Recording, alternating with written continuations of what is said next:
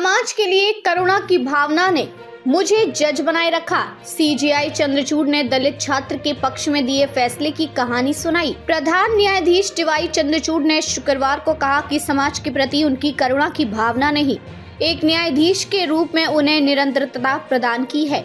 खासकर मामलों की पड़ताल जैसे महत्वपूर्ण अवसरों पर पड़ताल का तत्व हमारे काम में शामिल है।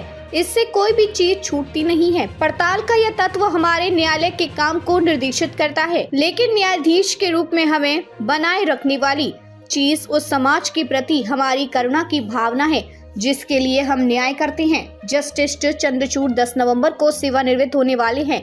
गरीब लड़के की कहानी सुनाई। उन्हें बॉम्बे हाई कोर्ट में वकीलों के संघ द्वारा सम्मानित किया गया।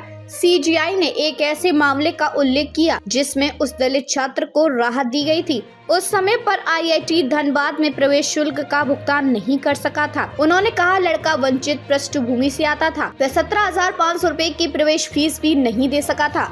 अगर हमने उसे राहत नहीं दी होती तो उसे कॉलेज में प्रवेश नहीं मिलता। यही वह चीज है जिसने मुझे इतने सालों तक न्यायाधीश के रूप में बनाए रखा।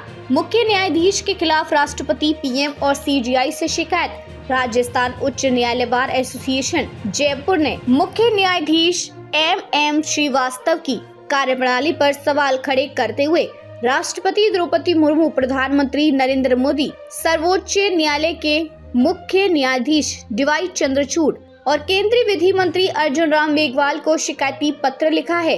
बार ने उच्च न्यायालय प्रशासन की ओर से शुक्रवार को आयोजित हुए दिवाली स्नेह मिलन का भी बहिष्कार किया और बार ने वकीलों के लिए अलग से स्नेह मिलन आयोजित किया। शुक्रवार को उच्च न्यायालय में दिवाली से पहले अंतिम कार्य दिवस था।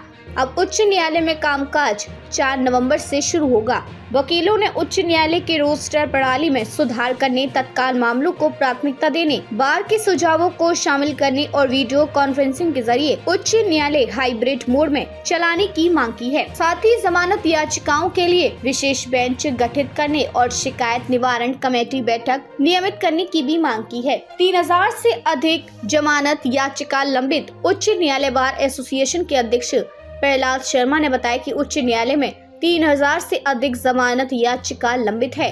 आरोपित जेल में बंद है। बार ने मुख्य न्यायाधीश से मांग की थी कि दीपावली के अवकाश के कारण 9 दिन सुनवाई बंद रहेगी। ऐसे में इस दौरान जमानत याचिकाओं के लिए विशेष बेंच का गठन होना चाहिए, लेकिन उन्होंने इस मांग को नकार दिया। केरल हाई कोर्ट ने शुक्रवार को कहा कि स्तनपान कराने का मां का अधिकार और स्तनपान करने वाले बच्चे का अधिकार संविधान के अनुच्छेद 21 के तहत जीवन के अधिकार का पहलू है। अदालत ने बाल कल्याण समिति CWC के उस आदेश को खारिज कर दिया जिसमें स्तनपान करने वाले बच्चे की कस्टडी उसके पिता को सौंप दी गई थी। CWC ने बच्चे की स्टडी पिता को सौंप दी थी क्योंकि उसका मानना था कि बच्चा अपनी मां के साथ सुरक्षित नहीं रहेगा, क्योंकि महिला अपने ससुर के साथ भाग गई थी। बच्चे को उसकी मां को सौंपने का निर्देश देते हुए जस्टिस DG अरुण ने कहा कि समिति का आदेश इसके सदस्यों के नैतिक पूर्वाग्रह को दर्शाता है। हाईकोर्ट ने कहा कि समिति की एकमात्र चिंता